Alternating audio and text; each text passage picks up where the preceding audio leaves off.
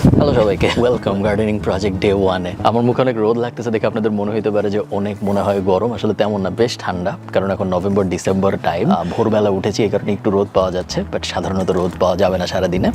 সকালে উঠে আমি একটা বেড বানাইছি। বেড হইলো রেইজড বেড। গার্ডেনাররা যারা বাগান টাগান করেন তারা জানেন যে অনেক সময় আমরা এক্সিস্টিং, আমি আপনাদের দেখাই তাহলে আপনাদের বুঝতে সুবিধা হবে আমি কি বলতেছি। আমি চাই নাই যে আমি ঘাসের উপরেই গার্ডেনিংটা করি, তার কারণ ঘাসের উপর যদি করা হয় তাহলে জিনিসটা দেখতে খুব একটা সুন্দর দেখায় না। আমি ঘাসের উপরে একটা বেড বানাইছি এবং তারপরে এই বেডের উপরে মাটি দিয়ে এই মাটির উপরে আমি জিনিসপত্র লাগাবো, এটা ছিল আমার প্ল্যান। বাট প্রবলেম হইলো, আপনারা দেখে বুঝে ফেলছেন, আমি প্রায় 100 কেজির মতো মাটি ঢালার পরেও ওই জায়গা খুব একটা ফুলফিল হয়নি। অনেকখানি মাটি ঢালার পরেও দেখা যাচ্ছে আমি বেডের হাফও ভরতে পারিনি। তো এখন আমার গার্ডেন সেন্টারে যাইতে হবে আরও মাটি কিনতে। চলেন যাওয়া যাক। যদিও আয়ারল্যান্ডের রাস্তাঘাটে পুলিশ থাকে না, বাট বাই এনি চান্স আমাকে যদি ভিডিও করতে দেখে ফেলে তাহলে খুব বড় ধরনের বিপদ হওয়ার চান্স আছে। তো আপাতত ভিডিও অফ করি, গার্ডেন সেন্টারে যাই। হয় আপনাদের সাথে আমার কথা হবে গার্ডেন সেন্টারে, অথবা কথা হবে আমাদের বাগানে ফেরত এসে। টাটা।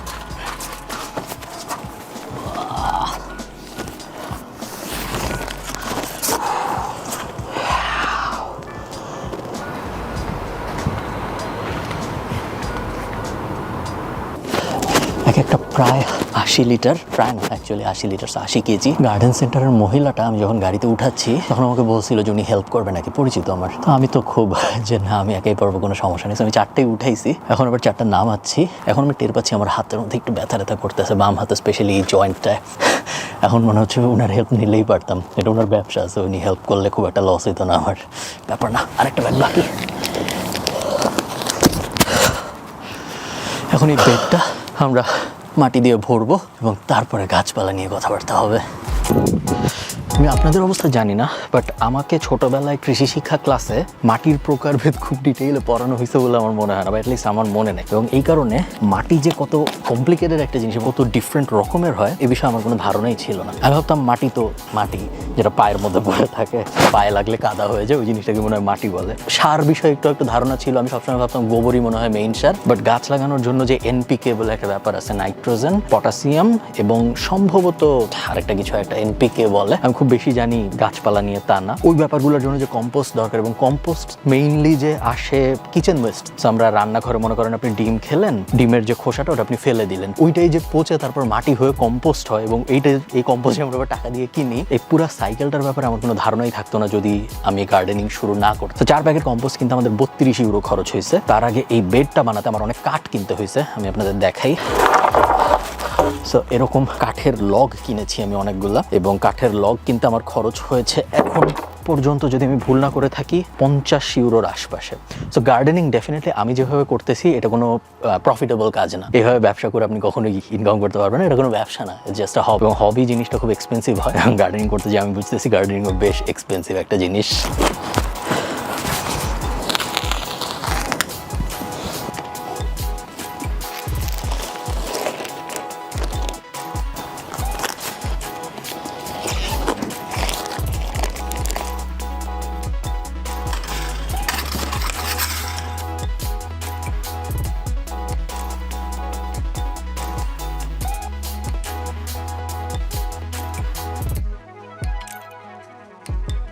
আমার কোনো ধারণাই ছিল না রসুন কিভাবে হয়।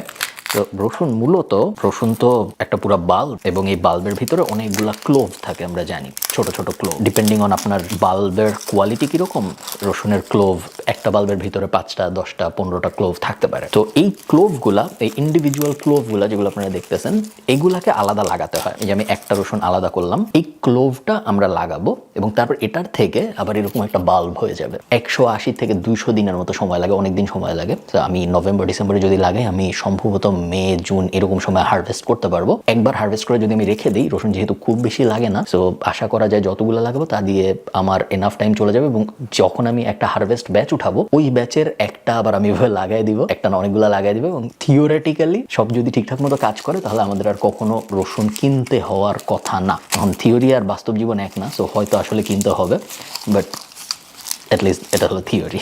তো আমি এখন ক্লোভগুলো আলাদা করতেছি।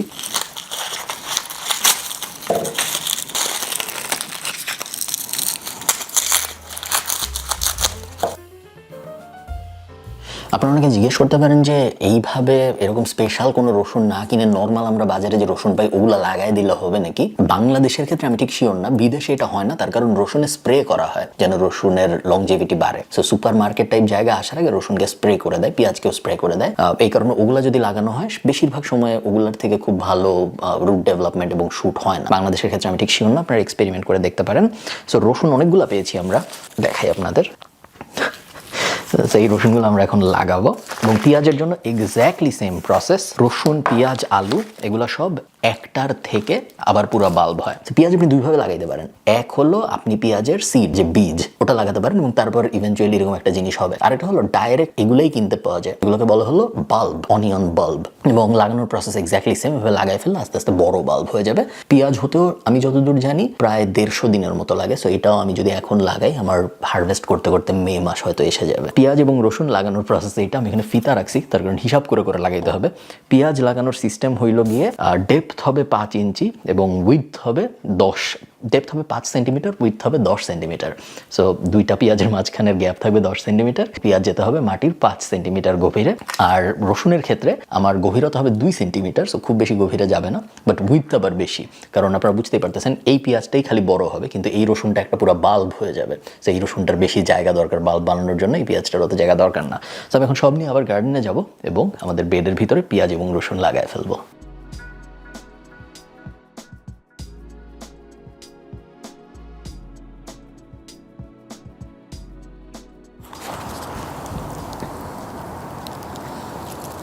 ওকে, সো এক লেয়ার রসুন লাগানো শেষ আমার, আপনারা দেখতে পাচ্ছেন আমি এইভাবে লাগাইছি। এখানে কিন্তু রসুন আছে, দেখা যাচ্ছে না মাটির কারণে ঢেকে গেছে।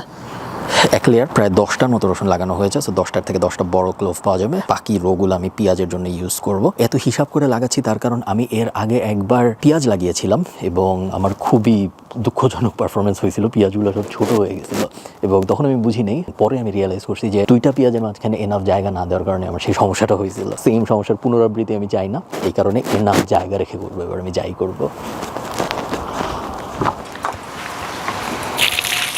ওকে, আমার গার্ডেনিংয়ের ডে 1-এর কাজকর্ম শেষ। আমি প্রায় 18টার মতো এক রোতে পেঁয়াজ লাগিয়েছি। সো 3 রো পেঁয়াজ লাগানো হয়েছে, 3-18 যত হয় ততগুলো পেঁয়াজ লাগানো এবং এক রোয়ে প্রায় 10টার মতো রসুন লাগানো। পেঁয়াজ এবং রসুন দিয়ে শুরু করলাম, আস্তে আস্তে আরও অনেক কিছু লাগাবো, দেখা যাক কতটুকু ফুড জেনারেট করা যায় নিজের জন্য। তারা পিকলু পুরা গার্ডেনিংই অনেক মনোযোগ দিয়ে দেখছে এবং এখন মোটামুটিভাবে পেঁয়াজ এবং রসুন লাগানোর এক্সপার্ট। বাইরের ওয়েদার ভয়ঙ্কর খারাপ আমাদের, আমি চেষ্টা করবো স্ক্রিনে দেখাইতে।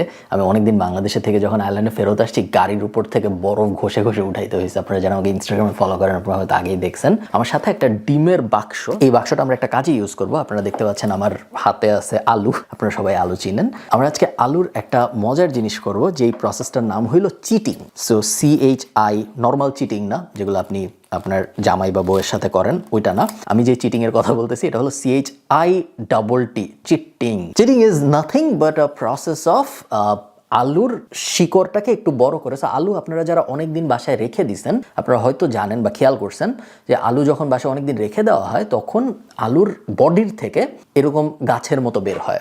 আপনারা হয়তো দেখতে পাচ্ছেন এখানে এইরকম গাছের মতো একটু একটু করে বের হয়। এটা যখন আপনি অনেক দিন রেখে দেবেন একটা অন্ধকার বাট ঠান্ডা জায়গায়, আইডিয়ালি এরকম একটা বাক্সের ভিতরে, তখন এটা খুব তাড়াতাড়ি বড় হয়। মোটামুটি 4 সপ্তাহের মতো সময় লাগে এবং এটা অনেকখানি বড় হয়ে যাবে। এটাকে অনেকে পটেটোজ আইও বলে, কারণ আলুর চোখের মতো একটা ব্যাপার। আলু কিন্তু সিড থেকে হয় না। আলুর হওয়ার সিস্টেম হলো এই আলুটা যদি আমি ঠিকঠাক মতো চিটিং করে শিকড়টা আর একটু বড় করে গাছটা আর একটু বড় করে এটাকে যখন আমি মাটিতে লাগাবো তখন এই আলুটার থেকেই আবার 4-5টা করে আলু হবে। অনেকটা রসুন পেঁয়াজের বাল্বের মতো। পেঁয়াজের ক্ষেত্রে একটা পেঁয়াজ থেকে তো একটা হয়, বাট রসুন কিন্তু একটা ছোট্ট কোয়ার থেকে আবার পুরা রসুন হয়ে যায়। সো আমরা এখন চিটিং করব। আমি আলুগুলা বের করে এখানে ভিতরে করে করে রেখে দিচ্ছি, তেমন মানে আহামরি কোনো জটিল ব্যাপার না এবং এই বাক্সের মধ্যেই হইতে হবে এমনও কোনো বিষয় নেই।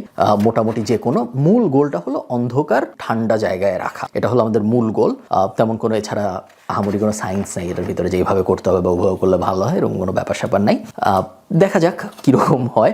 আমি এটা এরকম করে এভাবে চিটিং করে প্রায় এখন হলো ফেব্রুয়ারির শুরু হলো মাত্র, জানুয়ারি শেষ হয়ে গেছে, ফেব্রুয়ারির প্রথম সপ্তাহ থেকে আমি চেষ্টা করব মার্চের মাঝামাঝি পর্যন্ত চিটিং করতে। তারপরে মার্চের মাঝামাঝিতে আমি যদি দেখি এনাফ শিকড় বের হয়ে গিয়েছে তাহলে আমি এইটা ট্রান্সপ্লান্ট, যেটার মানে হলো মাটিতে পুঁতে ফেলা, সো মাটিতে পুঁতে ফেলার কথা আমি তখন ভাববো। তার আগ পর্যন্ত চিটিং হইতে থাকবে। ইউনো কোনো দিন আপনার ঘুম ভাঙবে, you wake up and you feel like doing nothing, কিছুই করতে ইচ্ছা করে না। আজকে ওইরকম একটা দিন, কেন জানি ঘুম থেকে ওঠার পর আমার কিছুই করতে ইচ্ছা করতেছে না। আমি তেমন কিছু করিও নাই আসলে, টিকলো নিচে বসে আছে। বাট আমাদের কিছু স্ট্রবেরি প্ল্যান্ট অর্ডার দিয়েছিলাম আমি, যেগুলা একটু আগে ডেলিভারি আসছে। এবং স্ট্রবেরি প্ল্যান্ট যেহেতু ডেলিভারি আসছে, মাকলো এখানে শুয়ে আছে, যেহেতু স্ট্রবেরি প্ল্যান্ট ডেলিভারি আসছে, সো স্ট্রবেরি প্ল্যান্টের প্ল্যান্টেশন ভাবলাম আমি আজকে করে ফেলি এভাবে না রেখে দিয়ে, এবং ওই প্রসেসটা আপনাদের দেখাই। স্ট্রবেরির প্ল্যান্ট অনেকভাবেই কেনা যায়। প্রাইমারি যে দুইটা উপায় বেশিরভাগ মানুষ কিনে সেটা হলো সিড। বেশিরভাগ প্ল্যান্টের মতোই আপনি চাইলে স্ট্রবেরির সিড বা বীজ কিনতে পারেন এবং তারপর ওটা মাটিতে লাগাইতে পারেন, ওখান থেকে স্ট্রবেরি হইতে পারে। স্ট্রবেরি কিন্তু একটা পেরেনিয়াল প্ল্যান্ট। পেরেনিয়ালের বাংলা হইল বহুবার্ষিক, মানে হলো কিছু গাছ আছে যেগুলো আপনি একবার লাগাবেন, একবার দুইবার ফলন হবে, 1 বছরের পর নাই হয়ে যাবে গাছ। যেমন ধরেন শশা ফর এক্সাম্পল, আপনি লাগাবেন, একটা ফলন হবে, মেবি 2টা ফলন হবে, তারপরে শশা গন। স্ট্রবেরি ওরকম না, স্ট্রবেরি আপনি একবার লাগাবেন 10, 20, 30 বছর যদি আপনি ঠিকঠাক মতো আপনার গাছ রাখতে পারেন, সারা জীবনই আপনাকে ফলন দিতে থাকবে। এই কারণে স্ট্রবেরিকে বলা হয় পেরেনিয়াল প্ল্যান্ট। আমি যেভাবে কিনেছি স্ট্রবেরি সেটা হলো আমি এইরকম একটা জায়গায় সিড অর্ডার না দিয়ে, এটাকে বলা হলো বেয়ার রুট স্ট্রবেরি। আমি ঠিক শিওর না বাংলাদেশে এটাকে কি বলে বা বাংলাদেশে আদৌ এভাবে পাওয়া যায় নাকি, বা সিড দিয়েই কিনতে হবে। মূলত অনেকটা আপনারা ছোটবেলায় কলম করার বিভিন্ন জিনিস পড়ছেন না, যে একটা গাছের ডাল থেকে কলম হবে, অনেকটা থিওরিটিক্যালি সিমিলার। বাট এটা যেটা হয় সেটা হলো কিছু কোম্পানি আছে আয়ারল্যান্ডে এবং পৃথিবীর বেশিরভাগ জায়গায় আছে যারা স্ট্রবেরি শিকড় হওয়ার পরে, ছোট ছোট গাছের শিকড় হওয়ার পরে ওগুলোকে শুকায় রেখে দেয় এবং তারপরে অর্ডার আসলে বেচে। সো এইগুলো সব ছোট ছোট গাছ যেগুলা গত বছর হয়েছিল, তারপর ওনারা মাটি থেকে উঠাইছে ছোট অবস্থায় এবং তারপরে ওভাবে রেখে দিছে, পেঁচায় পেঁচায় রেখে দিছে। এবং এখন যখন মানুষ অর্ডার দেয় তখন ওরা ডেলিভারি দেয়। সিড থেকে শুরু করার থেকে এরকম বেয়ার রুট স্ট্রবেরি শুরু করার সুবিধাটা হলো, বেয়ার রুট স্ট্রবেরি তাড়াতাড়ি হবে একটু, অলরেডি রুট হয়ে আছে। সিড থেকে জার্মিনেট হইতে কিন্তু আমি অনেক বাংলা টার্ম, এক্স্যাক্ট বাংলাগুলো আমি ঠিক জানি না, মানে বীজগুলা জার্মিনেশন মানে হলো সিড থেকে যখন গাছটা বের হয়, তো ওই প্রসেসটা হইতে কিন্তু একটা হাই টেম্পারেচার লাগে। আপনি চাইলেই একটা সিড মাটিতে, এটা বিদেশি প্রবলেম, যেসব দেশে একটু ঠান্ডা বেশি, আমি চাইলেই এখন একটা টমেটো সিড মাটিতে ফেলে রাখলে ওটা থেকে কিন্তু গাছ হবে না। তার কারণ টমেটো সিড থেকে গাছ বের হইতে 20 ডিগ্রি 21 ডিগ্রির মতো টেম্পারেচার লাগে, এবং আমাদের আগামী 2-3 মাসে 20 থেকে 21 ডিগ্রি টেম্পারেচার কোনোদিন হওয়ার কোনো সম্ভাবনা নাই। ওই রকম প্রবলেমগুলোকে ট্যাকেল করতে এই বেয়ার রুট বা পেঁয়াজের ছোট সিড না লাগায় ছোট বাল্ব লাগানো, এই মেথডগুলো কাজ করে। সো আমরা এখন যেটা করবো, যেহেতু এটা মাত্র ডেলিভারি আসছে, আমি কিন্তু বক্স থেকে এটা জাস্ট বের করছি, আর কিছু করি নাই। সো আমরা ফার্স্টে কাটবো, কাটার পরে এখানে অনেকগুলো আছে। সবসময় যেই নার্সারি থেকেই আমি অর্ডার দিই, আমি দেখছি যে ওনারা সবসময় অনেকগুলো এক্সট্রা দিয়ে দেয়। 2টা কারণে, এক হলো এগুলো সম্ভবত অত দামি জিনিস না, সো এক্সট্রা দিতে ওনাদের তেমন একটা গায়ে লাগে না। আর 2 হলো সব কয়টা লাগানোর পরে সব কয়টা ভালো রেজাল্ট দেয় না, যেহেতু এগুলো অনেক দিন এভাবে প্যাকেট অবস্থায় পড়েছিল বেয়ার রুট হয়ে। সো একটা চান্স আছে যে এর অনেকগুলো আমি যখন মাটিতে লাগাবো ঠিকমতো আর ফলবে না। সো ওই প্রবলেমটাও যেন মানুষের না হয়, এই কারণে চেষ্টা করে সব নার্সারি কয়েকটা এক্সট্রা দিয়ে দিতে। আমরা প্রথমে যে কাজটা করব সেটা হলো, এটা যেহেতু অনেক দিন ধরে, অ্যাটলিস্ট 1 বছর তো হবে ও শুকনো অবস্থায় আছে, সো আমরা ওকে প্রথমে পানিতে ভিজাবো কিছুক্ষণ, বাই কিছুক্ষণ আই মিন লাইক 1 ঘন্টার আশপাশে আমি ওকে পানিতে ভিজায় রাখবো। তেমন মানে আহামরি দেখতে কিছু না, আপনারা দেখলেই বুঝবেন। আমি দেখাচ্ছি আপনাদের 1 সেকেন্ড। হ্যাঁ, এরকম দেখতে। তো বেসিক্যালি নর্মাল সিড, নর্মাল শিকড় যেরকম হয়ে গেছে সেরকম, এবং একটা এরকম। আমরা দেখি কয়টা পাইছি। একটা, আমার এখানে কিন্তু পানি আছে, আপনারা ফ্রেমের বাইরের জন্য দেখতে পাচ্ছেন না। একটা টাইম ছিল যখন আমি গার্ডেনিং টাইপ জিনিসপত্র করি নাই, গাছগুছের প্রতি আমার তো আগ্রহ হয় নাই, মাটি ধরতে বা এই টাইপ জিনিসপত্র করতে আমার খুবই বিরক্ত লাগতো। ইনফ্যাক্ট আমি গ্লাভস পরা ছাড়া মাটি ধরতামও না। বাট 1 বছরের মতো গার্ডেন ট্রেনিং করার পর, স্পেশালি গত বছরে আমি যখন অনেক কিছু ফলাইছি, আপনারা যারা আমাকে ইনস্টাগ্রাম ফলো করছেন তারা দেখছেন, তারপরে থেকে আমার ওই জিনিসটা চলে গেছে। এখন আমার মাটি টাটি ধরতে ভালোই লাগে, আমি অনেক নেচারের ক্লোজে চলে আসছি বলে আমার মনে হয়। আমি জানি না আসলে কি হয়েছে, অ্যাকচুয়াল যারা ফার্মিং টার্মিং করে বা অনেক কিছু ফলায় তারা হয়তো আমার এই কথা শুনে হাসবে, বাট আমি আমার কি হয়েছে আমার পার্সপেক্টিভ থেকে ওইটা বললাম। তো আমরা এখন পানিতে এগুলো ভিজিয়ে রাখবো। একটা আমি মনে হয় 5টা অর্ডার দিয়েছিলাম, বাট অ্যাকচুয়ালি দিয়েছে কয়টা আমি জানি না। সো আমরা এটা টেস্ট করবো, চেক করবো, এখন একসাথে গুনবো আমি এবং আপনি মিলে। সো একটা গেল, উই হ্যাভ 2টা, তারপরে এটা সম্ভবত 2টা, বাট আমি ঠিক শিওর না। সো আমি এটাকে একটাই ধরতেছি। 3টা। যখন রুট এরকম থাকে তখন বেশি নাড়াচাড়া করলে ছিঁড়ে টিড়ে যায়, যে নাড়াচাড়া না করাই ভালো। এমন না যে কিছু রুট ছিঁড়ে গেলে খুব বড় ধরনের সমস্যা হবে, তা আসলে না, বাট তারপরেও যদি আপনি না দরকার হয় তাহলে না করাই ভালো। সো এখানে আমরা দিয়েছি 4টা, এখানে আরও 2টা আমি দেখতে পাচ্ছি, 5টা, 6টা এবং আরও কিছু আছে। সো এটা হলো 7 নম্বর, 7টা। আর কি আছে? না, আর নাই। সো আমি 5টা অর্ডার দিয়েছিলাম, আমার কাছে 7টা আসছে, 2টা এক্সট্রা আসছে। এখন এই জিনিস মাটিতে ভিজানো থাকবে।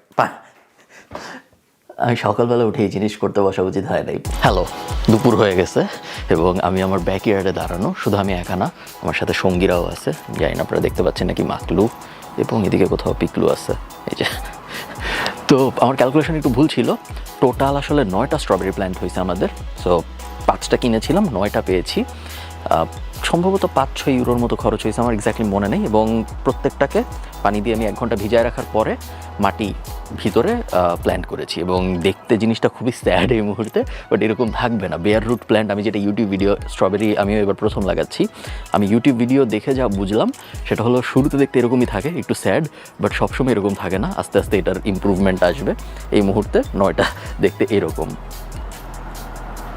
আমি আপনাদের দেখানোর জন্য এগুলো বাইরে আনছি, বাট বাইরে রাখবো না, কারণ আমাদের এখনও বরফের সিজন শেষ হয়নি এবং বরফে গাছ মরে যাবে। জাস্ট আপনাদের দেখালাম। এখন আমি এগুলো সবার ভিতরে নিয়ে যাব এবং আরও 2 মাস পরে এদেরকে বাইরে আনা হবে। বাট আশা করতেছি 2-3 সপ্তাহের মধ্যে ওদের চেহারার ইমপ্রুভমেন্ট আসবে।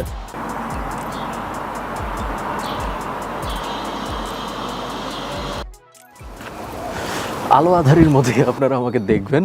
খুবই সুন্দর ওয়েদার, যদিও এখনো ফেব্রুয়ারি। আজকে কোনো একটা কারণে অনেক রোদ উঠেছে এবং আজকে আমরা একটা স্পেশাল জিনিস করব, সেটা হলো আমরা কিছু সিড লাগাবো এবং একটু সাইন্টিফিক হবে এই ভিডিওর পার্টটা, কারণ আমি কিছু জিনিস আপনাদের দেখাবো যেগুলো আমিও যে খুব বেশি জানি এরকম না, বাট ইন্টারেস্টিং। আমার কাছে একটা জিনিস আছে, এটাকে বলা হলো সিড মডুলার ট্রে, বা বাংলায় বলে সিড ট্রে। আপনারা বাংলা করে নেবেন, সিড লাগানোর ট্রে আর কি। এই সাইজের এবং 72টা খোপ আছে এটার ভিতরে। এটার ভিতরে আমরা সিড লাগাবো। এটার ভিতরে না লাগায় ডাইরেক্ট মাটিতে ফেলে দিচ্ছি না কেন? 2টা কারণ। প্রথম কারণ হলো বাইরের ওয়েদার এখনো ভালো না, এখন ফেব্রুয়ারি মাস। সো এটা আমার স্পেসিফিক, বা বিদেশে যারা থাকেন তাদের স্পেসিফিক, ঠান্ডার দেশে যারা থাকেন তাদের স্পেসিফিক প্রবলেম, যে বাইরে যদি এখন আমি সিড লাগাই, সিড জার্মিনেট করবে না বা সিড থেকে গাছ বের হবে না, তার কারণ বাইরের টেম্পারেচার ভালো না। বাট আমি যদি এই মডুলার ট্রের ভিতর লাগাই, মডুলার ট্রেটা ঘরের ভিতরে রাখি, বাইরের থেকে ঘরের টেম্পারেচার যেহেতু 10-15 ডিগ্রি বেশি, চান্স আছে বেশিরভাগ সিড ঘরের ভিতরে জার্মিনেট করবে যদি এটার ভিতরে রাখি। সব জার্মিনেট করবে তা না, কারণ ঘরের ভিতরেও ঠান্ডা এবং কিছু কিছু সিড আছে যেগুলোর একটা স্পেসিফিক টেম্পারেচার না হলে সেগুলো কখনো জার্মিনেট করে না। আমার এখানে একটা জিনিস উড়ে যাচ্ছে। সো ঘরের ভিতরেও কিছু কিছু সিড জার্মিনেট নাও করতে পারে, বাট জেনারেলি বলতেছি এটার ভিতরে যদি লাগাই তাহলে ঘরের ভিতরে জার্মিনেট করার চান্স একটু বেশি। আমরা সিডের ব্যাপারে আরও কিছু জিনিস বুঝবো, বাট তার আগে আপনাদের আমার সিড কালেকশনও দেখাবো। বাট তার আগে আমরা এই জিনিসটা মাটি দিয়ে ভরি। আরেকটা জিনিস আমি আপনাদের বোঝাই, এটা কিন্তু আমরা নর্মাল মাটি দিয়েও ভরতে পারি, বাট নর্মাল মাটি দিয়ে আমরা ভরবো না, আমরা সিড কম্পোস্ট বলে একটা জিনিস আছে, ওইটা দিয়ে এটা ভরবো। তার কারণ এই আমার এখানে সিড কম্পোস্ট রাখা। সিড কম্পোস্ট এক ধরনের মাটি, বাট এই মাটির স্পেশালিটি হইলো এই মাটির ভিতরে নিউট্রিয়েন্ট কম থাকে এবং মাটির ঘনত্ব খুব কম থাকে। সো মাটি খুব মিহি টাইপ মাটি হয়। মিহি টাইপ মাটি কেন লাগবে? কারণ সিড মাটি ভেদ করে উপরে উঠবে।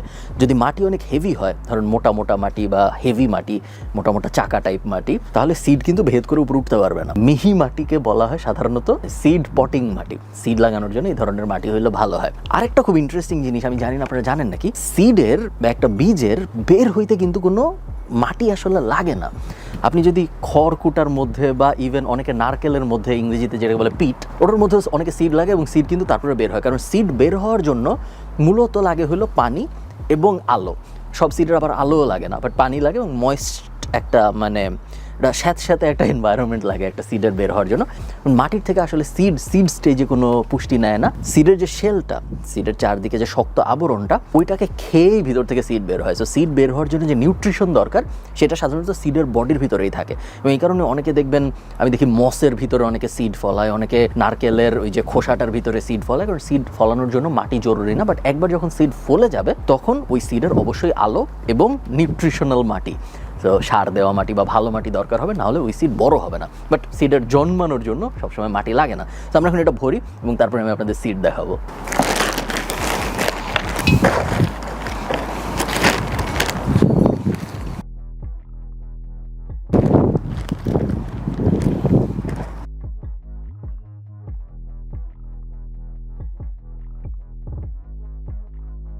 সব কয়টা ট্রের মধ্যে মাটি খুব সুন্দর করে ভরে ফেলা হয়েছে। এখন আমরা ভিতরে যাব এবং ভিতরে যাই, কারণ এখানে আপনারা দেখতেই পাচ্ছেন একবার আমার মুখে অনেক আলো পড়তেছে, আবার আমার মুখে কোনো আলো পড়তেছে না। সো কোনো ঠিক ঠিকানা নেই।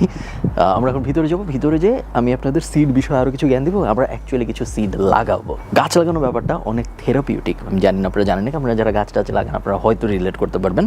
ভয়ঙ্কর ধরনের থেরাপিউটিক। সো আমার যখন কোনো কিছু চিন্তা করতে হয় আমি চেষ্টা করি যদি পসিবল হয় গাছ লাগাইতে, কারণ গাছ লাগানোর সময় কেন জানি আমার চিন্তা ভাবনা অনেক কিছু চিন্তা করতে পারি। ইন্টারেস্টিংলি এই সেম জিনিসটা না প্লেট ধোয়ার সময়ও আমার সাথে হয়, ডিশ ক্লিনিং টাইপ জিনিসপত্রের সময়। এবং খুব বেশিরভাগ মানুষের সাথেই, মানুষ যখন গোসল করে তখন তাদের সাথে এই ব্যাপারটা হয়। তো সিমিলার টাইপ ফিল হবে আপনাদের যখন আপনারা অনেক গাছ টাছ লাগাবেন। আপনাদের একটু পিকলুকে দেখাই আবার। আমি যখন বাইরে আসি তখন আমি পিকলুকেও ছেড়ে দিই বেশিরভাগ সময়। ছেড়ে দিলেও একটা হার্নেস লাগায় রাখি, কারণ আমি চাই না প্রতিবেশীর বাসায় লাভ দিয়ে চলে যাক এবং তারপর ঝামেলা হোক। ঝামেলা মানে আবার আনতে যাওয়ার ঝামেলা, তেমন কোনো ঝামেলা নেই। সো ওর জন্য একটা ভালো এক্সপিরিয়েন্স হয় যখনই আমি গাছ লাগাইতে আসি। চলেন ভিতরে যাই। ওকে, ভিতরে চলে আসছি এবং গ্লাভস খুলে ফেলছি, কারণ এই প্রসেসের এই পার্টটুর জন্য হাত ইউজ করতে হবে। আমি আপাতত 10টা সিড সিলেক্ট করেছি। সিডের এরকম প্যাকেট আপনারা দেখতে পাচ্ছেন। এমন কোনো সিড নাই যা আমি খাই এবং আমি কিনি নাই। টমেটোর থেকে শসার থেকে শুরু করে মরিচ পেঁয়াজ এমন কিছু নাই যা আমি খাই, ওগুলো আমি এবছর কিনি নাই লাগানোর জন্য। বাট বেশিরভাগই এখনও লাগানো সম্ভব না, কারণ মাত্র ফেব্রুয়ারি মাস চলতেছে।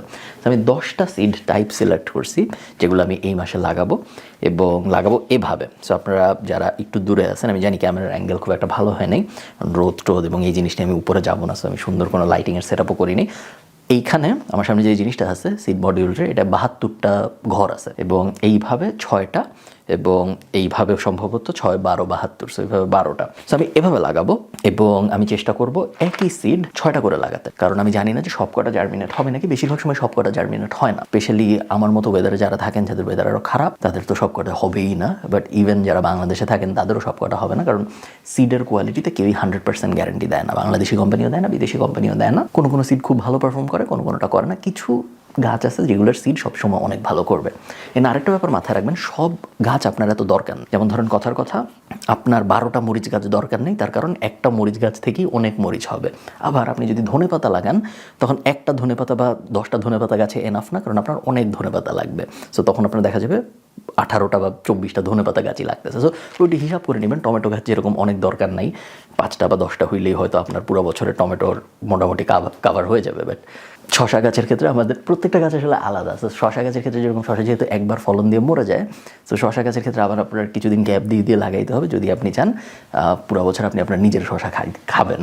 তো আমরা তো জটিল কমপ্লিকেটেড প্রসেসে যাব না। আমি আপনাদের একটা গাছ কীভাবে লাগাই একটু দেখাই এবং একটা সিড কীভাবে লাগাই একটু দেখাই। আপনারা অলরেডি জানেন, আপনারা সবাই সিড লাগাইছেন জীবনে। কিছু ব্যাপার মাথায় রাখতে হবে আমাদের, কিছু খুব বেসিক জিনিস মাথায় রাখতে হবে। তার মধ্যে একটা হলো, কিছু সিড আছে, আপনারা এটা গুগল করে নেবেন, কিছু সিড আছে যেগুলার ফলার জন্য, যেগুলো জার্মিনেট হওয়ার জন্য লাইট লাগে। সো ওই সিডগুলা যেগুলো হওয়ার জন্য লাইট লাগে, ওগুলো যদি আপনি মাটির খুব গভীরে করে ফেলেন, ওই যে মানে বাংলায় বলে মাটির খুব গভীরে যদি লাগায় ফেলেন, তাহলে ওগুলা কিন্তু কখনো বের হবে না, কারণ ওগুলার হওয়ার জন্য লাইট লাগে এবং আপনি মাটি দিয়ে ওই পুরো সিডটাকে ঢেকে ফেলছেন। সো কখনো ওটার গায়ে লাইট পড়তেছেই না। একটা এক্সাম্পল আমি দিতে পারি আপনাদের, লেটুসের বেশিরভাগ প্রজাতির জন্যই কিন্তু ওগুলো হওয়ার জন্য লাইট লাগে। সো আপনি যদি লেটুস লাগান বাসায় এবং মাটির খুব গভীরে পুঁতে ফেলেন যে না এটা খুব ভালো হবে, আসলে কিন্তু ভালো হবে না। সো ওই ব্যাপারটা একটু মাথায় রাখবেন। আরেকটা ব্যাপার আমি আপনাদের বলি, যেই সিড যত বড়, এটা একটা রুল অফ থাম, সো এটা আপনি সবসময় মাথায় রাখতে পারেন, যেই সিড যত বড়, যেমন আমার হাতে এখন ব্রড বিনের সিড আপনারা দেখবেন, ব্রড বিন বেশ বড় সিডটা, যেই সিড যত বড় সেই সিড তত গভীরে লাগানো যায়। যেই সিড যত ছোট সেই সিড সাধারণত তত উপরে লাগাইতে হয়। এটার কারণ কি? এটার কারণ হলো বড় সিডের পাওয়ার একটু বেশি হয়, সো ওরা অনেক গভীর থেকেও ফেরে ফুরে বের হতে পারে। বাট ছোট সিড থেকে যে গাছগুলো হয় সেগুলোর সাধারণত কাণ্ড এত পাওয়ারফুল হয় না, সো এই কারণে ওগুলা এত ফেরে ফুরে বের হইতে পারবে না। এই ব্যাপারটা আপনারা মাথায় রাখবেন। সো আমরা ব্রড বিন দিয়েই শুরু করি। আমি আপনাদের সব সিড লাগানো দেখাবো না, কারণ সব সিড লাগানোর প্রসেস মোটামুটি একই রকম। আমার এখানে যে 10 প্যাকেট সিড আছে, 10 প্যাকেট সিডের প্রত্যেকটার থেকে আমি সিড লাগাবো। আরেকটা কাজ আমি করবো, সেটা হলো আপনি যখন কোনো সিড লাগাবেন এরকম কোনো একটা কাগজে লিখে, যদি আপনি স্পেশালি মডিউলার ট্রে ইউজ করেন, তাহলে এরকম কোনো এক কোনায় দিয়ে রাখবেন, কারণ আপনি কিছুদিন পর ভুলে যাবেন যে কী সিড লাগিয়েছিলেন, এবং অনেক বড় হওয়া পর্যন্ত আপনার মাথায় আসবে না যে কী সিড ছিল এটা। এক এক গাছের যেহেতু এক এক রকমের কেয়ারের দরকার হয়, সো সব যদি আপনি ঢালাওভাবে একই প্রসেস ফলো করেন, বেশিরভাগ গাছই দেখবেন আপনি ভালো হবে না। সো আমি সিডগুলো লাগাই, এবং লাগানোর পরে আমি আপনাদের সাথে আবার কথা বলতেছি। জাস্ট 2 মিনিট আগে আমি বাইরে ছিলাম, আপনাদেরকে দেখাচ্ছিলাম সিড ট্রে, এবং আমার এখনও সিড লাগানো শেষও হয় নাই। আপনারা দেখেন আমি এখনও মাত্র 4টা লাগাইছি, সো এখনও আমার অনেকগুলো লাগানো বাকি। হাউএভার আমাদের অলরেডি বৃষ্টি শুরু হয়ে গিয়েছে। সো দেখতে পাচ্ছেন বাইরের অবস্থা, জানি না টের পাচ্ছেন নাকি, বাইরে অলরেডি বৃষ্টি শুরু হয়ে গিয়েছে। আস্তে আস্তে ফোটা ফোটা বৃষ্টি পড়ছে, এই যে জানালায় দেখা যাচ্ছে বৃষ্টির দাগ টাগ। আয়ারল্যান্ডকে বলা হইল 4 seasons in 1 day। So Ireland এমন একটা দেশ যেখানে একই দিনের ভিতরে summer, winter, rainy, monsoon, so 4টা যে সিজন আমাদের ব্রডলি 4টা, বাংলাদেশে 6টা, 4টাই আয়ারল্যান্ডে একদিনের মধ্যেই হয়। এবং এই কারণে আয়ারল্যান্ডকে বলা হয় যে এমন একটা দেশ যে এই দেশে 4 seasons in 1 day দেখা যায়। এনিওয়ে, আমি বাকি সিটগুলো লাগানো শেষ করি। অল ডান, 10টা লাগিয়ে ফেলেছি। লাস্টের 3টায় ধনে পাতা, তারপরে একটা অ্যাসপারাগাস, তারপরে একটা স্পিনাচ, এবং এ পাশে আরেকটা পুঁই শাক আছে, এবং মাঝখানে কিছু বিনস, কেল, চার্ড, এবং 1 সেট মরিচ। সো 6টা মরিচ আছে। আমি ঠিক শিওর না এত আর্লি মরিচ হবে নাকি, কারণ আমি যতদূর পড়াশোনা করেছি মরিচ হওয়ার জন্য অনেক হাই টেম্পারেচার দরকার, যেটা আমাদের এখানে এপ্রিলের আশপাশে হবে না, তার আগে হবে না। এই মুহূর্তে ফেব্রুয়ারি, সো এখন হওয়ার চান্স একদমই কম। বাট তারপরে এক্সপেরিমেন্ট হিসেবে আমি 6টা লাগাই দেখলাম কি হয়। এখন এটা আমি একটু পানি দিব, এবং তারপরে এটাকে আমি পুরো সেটটা ধরে আমাদের বাসার সবচেয়ে বেশি সূর্যের আলো পড়ে যে জায়গায়, বা সবচেয়ে বেশি গরম থাকে যে জায়গায়, সেখানে রাখবো। জেনারেলি ওটা হবে হয় এই পুরো ওয়াল ফ্রেম, এখানে যেহেতু পুরো একটা মানে আকাশ থেকে মাটি পর্যন্ত জানালা আছে, সো এখানে রাখা যেতে পারে, উপরে বেডরুমেও রাখা যেতে পারে, ওখানে অনেক রোদ পড়ে। এই 2টা জায়গার একটা জায়গায়। আপনাদের যাদের রোদ নিয়ে সমস্যা আছে, সো আপনারা যারা অ্যাপার্টমেন্টে থাকেন যেখানে অনেক রোদ নাই, ফর এক্সাম্পল, একটা জিনিস কিনতে পাওয়া যায় যেটা বলে হিটিং ম্যাট। ইউএসবি হয় বা পাওয়ার কেবলেও হয়, একটা ম্যাটের মতো। সো এরকম একটা লম্বা ম্যাট টাইপ জিনিস, যেটা পাওয়ারের সকেটে দিলে ওইটা গরম হয়, এবং ওইটার টেম্পারেচার 20, 21, 25 এরকম সেট করা যায়। আপনারা হিটিং ম্যাট ফর সিডস লিখে গুগল করলেই পাবেন। ওরকম একটা কিনে ওটার উপরেও যদি আপনারা এভাবে সিড বসায় রাখেন, সেই ক্ষেত্রেও কিন্তু সিড জার্মিনেট হবে। কারণ মেইনলি আসলে যতক্ষণ পর্যন্ত সিড জার্মিনেট না হচ্ছে, যতক্ষণ পর্যন্ত বের না হচ্ছে, ততক্ষণ পর্যন্ত ওর আলো দরকার নেই, ততক্ষণ পর্যন্ত ওর মেইনলি দরকার হইল গরম। এবং আমরা আলোর থেকে গরম নেওয়ার চেষ্টা করতেছি, বাট আপনি যদি আলো দিতে না পারেন, আপনি শুধুমাত্র অন্যান্য কোনো সোর্স থেকে গরম দিয়ে ওটাকে উঠাইতে পারেন। একবার ওঠার পরে অবশ্যই ওর আলো দরকার হবে, বাট তার আগে দরকার হয় না। সো আমি এটা পানি দিয়ে এরকম একটা জায়গায় রেখে দিচ্ছি। আজকের পর্যন্ত আপডেট এতটুকুই। ফেব্রুয়ারি প্রায় শেষের দিকে, এবং আজকে আমি বেশ এক্সাইটেড, তার কারণ আজকে ফাইনালি আমরা রিপোর্টিংয়ের কাজ করব। এখন পর্যন্ত আমরা আমাদের গার্ডেন থেকে কিছু খেতে পারি নাই, আজকে আমরা খেতে পারবো না, বাট আজকে আমরা অ্যাটলিস্ট পরের স্টেজে যেতে পারবো। আমাদের সিডটাকে জার্মিনেশন যেই প্রসেসটা ছিল ওটার থেকে বের করে অ্যাকচুয়াল মাটির ভিতরে আমরা দিতে পারবো। তার আগে আমি আপনাদের কিছু আপডেট দিই। মনে আছে আমরা সিড লাগিয়েছিলাম কিছুদিন আগে, এবং আপনারা দেখতে পাচ্ছেন সিডগুলার এখন কি অবস্থা। মাঝখানের যে বিন সিডসগুলা সেগুলো খুব বড় হয়ে গিয়েছে কয়েকটা। ধনে পাতাগুলো আস্তে আস্তে বের হচ্ছে। এপাশের বিনগুলার পারফরমেন্সও খুব ভালো। এখন পর্যন্ত মরিচ বের হতে আমি দেখি নাই, কেল বের হয়ে গিয়েছে। শুধু যে পুঁই শাক বের হয়েছে তা না, কিছু পুঁই শাক বের হয়ে মরেও গিয়েছে। এবং আপনাদেরকে আমি স্ট্রবেরি প্ল্যান্টেরও আপডেট দিই। এই যে এখানে সেই 9টা স্ট্রবেরি গাছ রাখা, প্রত্যেকটার থেকে নতুন পাতা বের হয়েছে। এপাশেও কিছু আছে যেগুলোর থেকেও নতুন পাতা বের হয়েছে। পুরনো পাতাগুলো মরে যাচ্ছে, বাট নতুন পাতা একদম শিকড় থেকে বের হয়ে এসেছে। উপরেও কিছু রাখা আছে। এখানে একটা স্ট্রবেরি প্ল্যান্ট, এই ফুল গাছটা আমি কিনে আনছি, কিনে এনে আবার লাগাইছি, সো এটাকে কাউন্ট করা যাবে না। ওইখানে একটা স্পেশাল বিন গাছ আছে। আচ্ছা, দোয়া করতেছি যেন বৃষ্টি না আসে, কারণ বৃষ্টি আসলে আমাদের এই পুরো ভিডিওর সেটআপ টেটআপ সব নষ্ট হয়ে যাবে। যেটা আমি বলতেছিলাম, আজকে একটা এক্সাইটিং দিন, তার কারণ আজকে আমরা ট্রান্সপ্লান্ট করব। আপনারা দেখতে পাচ্ছেন আমি প্রায় 3 সপ্তাহ আগে এই লেটুসগুলো লাগিয়েছিলাম। আরেকটা আছে 2টা, কাছে থেকে আমরা দেখি। এবং টোটাল 24টা লেটুস আমি লাগিয়েছিলাম। 24টাই মোটামুটি ভালো বের হয়েছে, কিছু একটু মরা মরা, but overall I would say বেশ ভালো প্রগ্রেস। লেটুসগুলো লাগানো হয়েছিল সিড ট্রের মাটিতে, এবং আমরা 2-3 ঘন্টা আগে, আমি ঠিক জানি না কতক্ষণ আগে আমি বলছি, আপনারা শুনেছেন আমার কাছ থেকে যে সিড ট্রের মাটির সমস্যা হইলো, সিড ট্রের মাটিতে খুব বেশি নিউট্রিশন থাকে না। সো এখন আমাদের এগুলো রিপোর্ট করতে হবে, এগুলো আমাদের অ্যাকচুয়াল মাটিতে দিতে হবে যেন এই লেটুসগুলো আরও বড় হইতে পারে। আমি চাইলে এই অবস্থা থেকে লেটুস খেতে পারি, কোনো সমস্যা নেই, আমি এখন এখান থেকে ছিঁড়ে লেটুস খেয়ে ফেলতে পারি, বাট আমি চাই এগুলো আরও বড় হোক। এবং যেই সিডটা আমি লাগিয়েছিলাম ওই সিডটায় এই লেটুসগুলো আরও অনেক বড় হওয়ার কথা, তখন খেয়ে আসলে মজা পাওয়া যাবে। সো এখানে আমাদের প্ল্যানটা হলো সহজ প্ল্যান, খুব একটা জটিল ব্যাপার না। এইরকম বড় টব আছে, যে টবের নিচে ফুটা করা, এবং এই টবের ভিতরে আপনারা কি আমার মাথার উপর পোকা উঠতে দেখতেছেন? তার কারণ আমরা এইখানে পাখিকে খাবার দিই, এবং এই পাখির খাবারে পোকা টোকা অনেক কিছু হয়, সেখানে সবসময় রুটি টুটি দেওয়া থাকে। যাও, খুব সহজ প্ল্যান। এইরকম 2টা বাকেট আছে আমার কাছে, কিনে আনছি আমি। এই 2টার ভিতরে আমি এখন মাটি ভরবো, এবং সেই মাটির ভিতরে তারপরে আমরা লেটুসগুলো লাগাবো। 4 ইঞ্চির মতো গ্যাপ দিয়ে দিয়ে লাগাবো। আমি ঠিক শিওর না 24টা এই 2টার মধ্যে লাগানো যাবে নাকি, হয়তো যাবে না, তখন অল্টারনেট অবস্থা খুঁজে বের করতে হবে, বাট আপাতত এইটা প্ল্যান।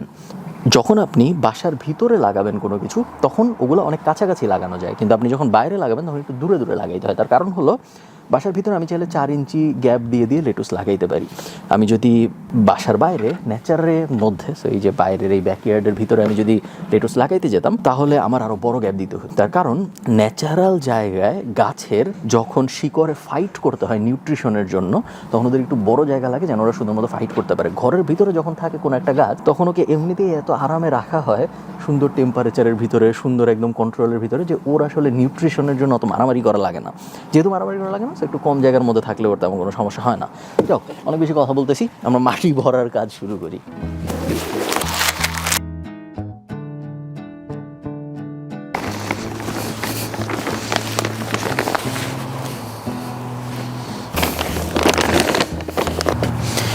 এত বড় ট্রে হয়তো লাগতো না। আমি গত বছর যখন লেটুস ফলিয়েছি, আমি এর থেকে অনেক ছোট একটা টেরাকোটা পটে, আমি দেখাই, এই সাইজের একটা পটে আমি গত বছর লেটুস ফলিয়েছিলাম। বাট গত বছর আমি খুব একটা সিরিয়াসভাবে লেটুস বা অন্য কোনো কিছুই ফলাইনি। এবছর যেহেতু বেশ সিরিয়াসভাবে করার চেষ্টা করছি, এই কারণে বড় করে করছি যাতে অনেক ফলন হয়। ওকে, আমার কাজ মোটামুটি শেষ। আমার এখানে মাটি সহ পুরা বড় বড় টবটা রেডি, এবং এখন আমি লেটুসগুলোকে বের করব ওর মাটি সহ, এবং এখানে পট করার চেষ্টা করব।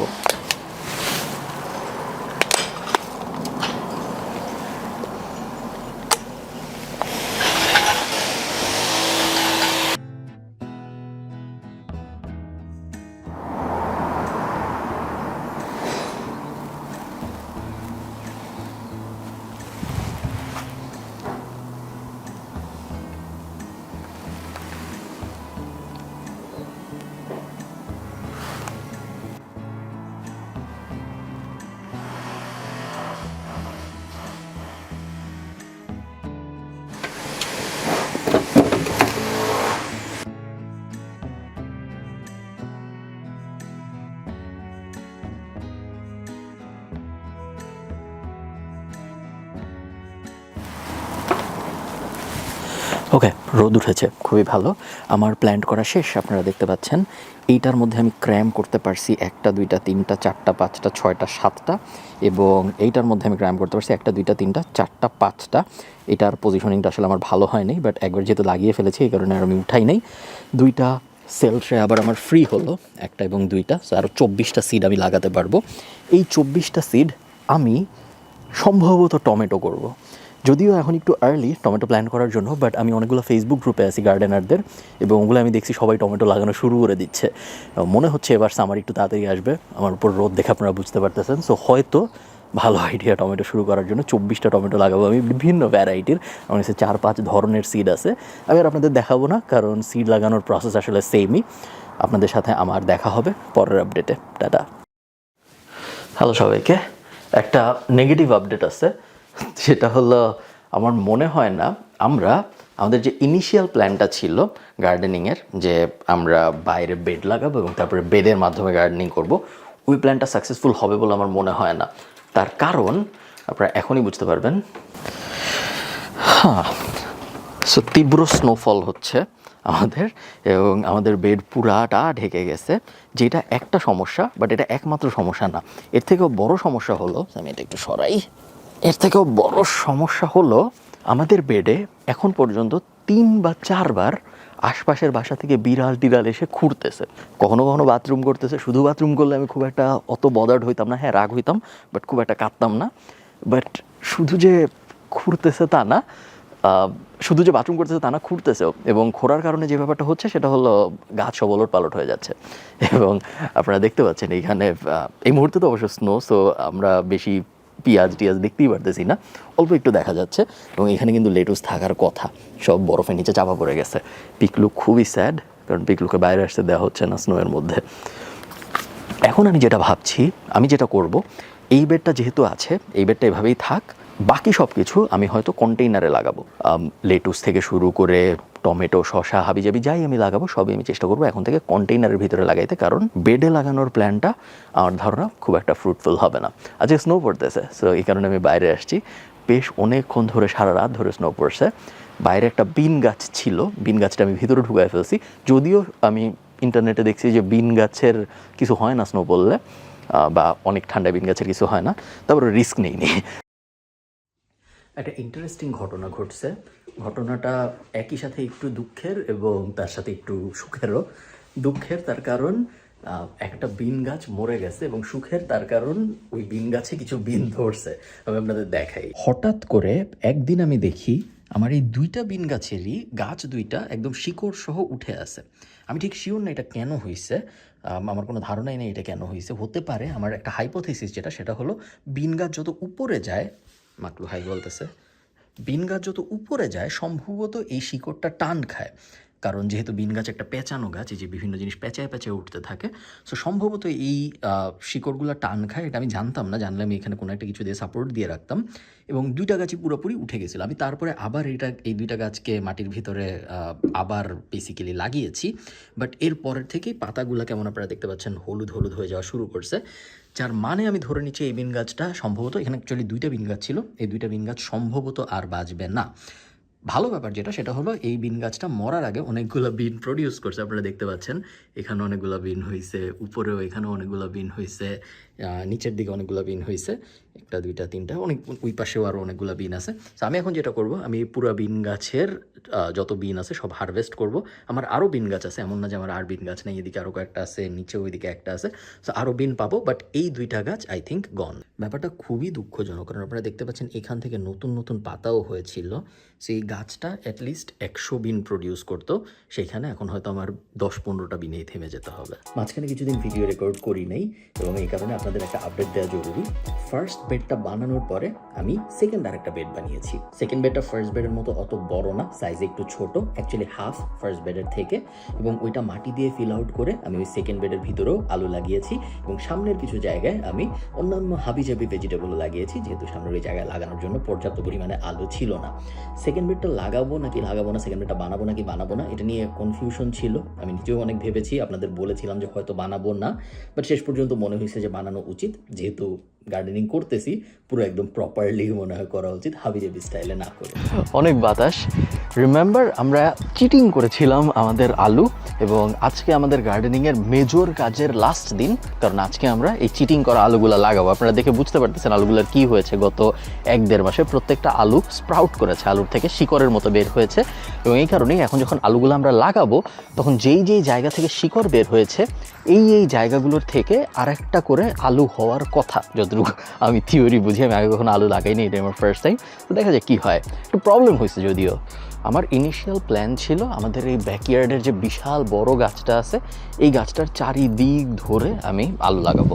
তো ওই অনুযায়ী আমি আজকে খোঁড়া শুরু করেছি। আপনারা দেখতে পাচ্ছেন আমি মোটামুটিভাবে একটু খুঁড়েছিও আলু লাগানোর জন্য, কিন্তু একটু খোঁড়ার পরেই আমি দেখেছি এই বড় গাছটার শিকড়ে এই নিচের পুরা জায়গাটা একদম মাখামাখি হয়ে আছে। সো আমি এর থেকে বেশি খুঁড়তে গেলেই এই বড় গাছটার শিকড় আমি বেশিরভাগই কেটে ফেলবো, যেটা আবার আমি করতে চাই না। প্রবলেম হলো, এছাড়া আসলে আমার ব্যাকইয়ার্ডে আর কোনো জায়গা নেই যেখানে আমি সুন্দর করে আলু লাগাইতে পারবো। হ্যাঁ, আপনি বলতে পারেন এখানে খুঁড়ে ফেললেই তো হয়, বাট তাহলে অবশ্য সৌন্দর্য হানি হয়। আরেকটা অপশন ছিল, এরকম জায়গায় আমি আরেকটা বেড বসাবো। সো এই জায়গায় আরেকটা বেড বসানোর অপশন ছিল, বাট বেডের ক্ষেত্রে সমস্যা যেটা, সেটা হলো বেডের সাইজ আলুর জন্য পারফেক্ট না। একটা আলুর জন্য বেড আসলে আরও উঁচা হওয়া উচিত। এটা যেরকম একটা ভেজিটেবল বেড, এই ভেজিটেবল বেডের সাইজ এবং আলুর বেডের সাইজ সেম না। আলুর জন্য অ্যাটলিস্ট আই থিঙ্ক 16 ইঞ্চির থেকে 20 ইঞ্চির মতো ডেপথ লাগে, যেইটার বেড এই মুহূর্তে আমার কাছে নাই। হ্যাঁ, কেনা সম্ভব, বাট এই মুহূর্তে নাই এবং আমি চাচ্ছিও না করতে। আর তা না করে আমার অনলি আদার অপশন হইল কন্টেইনারে লাগানো বা বালতির মধ্যে লাগানো, যেটা হয়তো আমি করব যদি সিচুয়েশন ডিমান্ড করে। বাট আপাতত আমার পরিকল্পনা হলো আমি এই যে ট্রেঞ্চটা বানিয়েছি, এই ট্রেঞ্চটায় এইভাবে প্রত্যেক 8 ইঞ্চি গ্যাপ দিয়ে দিয়ে একটা করে আলু লাগাবো এবং দেখব তারপরে কি হয়। আমার মন বলছে এই প্রসেসটা আসলে খুব একটা ভালো কাজ করবে না এবং হয়তো আলুগুলো হবে না। যদি আমি লাগিয়েছি মোটামুটি 8 ইঞ্চির মতো গ্যাপ রেখে রেখে, কখনো কখনো আরেকটু বেশি, কিন্তু আমি এনাফ ডেপথ দিতে পারিনি, কারণ এই জায়গায় আসলে এর থেকে বেশি ডেপথ দেওয়া সম্ভব না এই গাছের শিকড়ের কারণে। এবং আমি জানি আলুর জন্য ডেপথ খুব ইম্পর্টেন্ট, সো একটা চান্স আছে যে আসলে হয়তো আলুগুলো হবে না। আপনারা যারা আলু বিষয়ে এক্সপার্ট, আপনারা আমাকে জানাইতে পারেন। আমার হাতে আসলে আর কোনো অপশন ছিল না, সো দেখা যাক, এটা একটা এক্সপেরিমেন্টাল কাজ বলা যেতে পারে। ওকে, আলু লাগানো শেষ। খুব একটা কনফিডেন্ট ফিল করতেছি না আমার পিছনের এই জায়গাটায় আলুগুলো লাগানো হয়েছে। বাট আরেকটা মজার কাজ করেছি আমি, সেটা হলো আমাদের সেকেন্ড ব্যাচের লেটুস হারভেস্ট, তৃতীয়বারের মতো লেটুস হারভেস্ট করলাম। এবং লেটুস হারভেস্ট ছাড়াও আমি ধনে পাতা বা স্প্রিং অনিয়ন বা মিন্ট এগুলো কিন্তু রেগুলারলি হারভেস্ট করে যাচ্ছি, যেগুলো আমি আপনাদের দেখাচ্ছি না, ওগুলো দেখানোর মতো কিছু না, random harvest. But lettuce harvest করতে আমার সবসময় মজা লাগে, কারণ সত্যি কথা যদি আমি বলি আপনাদের, আমি খুব একটা ডিফারেন্স টের পাই না সুপার শপ থেকে কেনা লেটুস ভার্সেস নিজের বানানো লেটুসের। বাট তারপরেও মানে টেস্টের হিসেবে আমি তেমন কোনো একটা ডিফারেন্স টের পাই না। ফিলিংটা অনেক মজার যে নিজের বানানো জিনিস খাচ্ছি, নিজের হওয়ানো জিনিস খাচ্ছি, কম্পেয়ার টু দোকান থেকে কেনা, প্লাস খরচও তো বাঁচে। আমি 3 দিনের জন্য ইউকে গিয়েছিলাম এবং ইউকে থেকে আসার পরে খুবই দুঃখজনক একটা ব্যাপার হয়েছে। আপনাদের দেখাচ্ছি ব্যাপারটা কি। আমার স্ট্রবেরি গাছ মরে যাচ্ছে এবং আমি জানি না কেন। এখানে 4টা স্ট্রবেরি গাছ ছিল, 9টার মধ্যে বেশিরভাগ অলরেডি আগেই মরে গিয়েছিল এবং বাকি যা ছিল তার মধ্যে এই 2টা তাও ওকে। এই স্ট্রবেরি গাছটা স্ট্রবেরি হয়েছিল, আমি যদি আপনাদের দেখাই, এখান থেকে এটাকে ঘুরালে একটা স্ট্রবেরি হওয়া শুরুও হয়েছিল, বাট তারপরেও পিকলু ডিস্টার্ব করছে। তারপরেও গাছটা হঠাৎ করে মরে গেল, সব কয়টা ফুল পড়ে গেল। এটা মরে গেছে, এটা প্রায় মরে যাচ্ছে এবং বাকি যে 2টা আছে এই 2টা আমার মনে হচ্ছে না বাঁচবে। আমি ঠিক জানি না কেন এই ব্যাপারটা। ইউকেতে যাওয়ার আগে আমি ভেবেছিলাম যে 3-4 দিনের জন্য ইউকে যাচ্ছি, আমি একটু সবাইকে ফার্টিলাইজার সার টার দিয়ে যাই। তো সব গাছকেই আমি সার দিয়েছিলাম, যার মধ্যে স্ট্রবেরি গাছও ছিল। স্ট্রবেরি গাছকে আমি একটা অল ফিড সার টাইপ একটা জিনিস দিয়েছি, যেটা ব্যালেন্সড ওয়েতে, সরি আমার বিড়ালগুলো একটু বেশি উত্তেজিত আজকে, নিশ্চয়ই সব ব্যালেন্সড ওয়েতে এনপিকে থাকার কথা। সো নাইট্রোজেন, পটাশিয়াম, ফসফরাস, এই 3টা ব্যালেন্সড ওয়েতে থাকার কথা। বাকি কোনো গাছেই তেমন কোনো এফেক্ট পড়ে নাই, সবাই মোটামুটি ঠিক আছে। বাট স্ট্রবেরি গাছ ইজ বেসিক্যালি ডেড। সো এই বছর আমি স্ট্রবেরি পাবো না, এটা গার্ডেনিংয়ের একটা বড় ব্যর্থতা এই বছরের।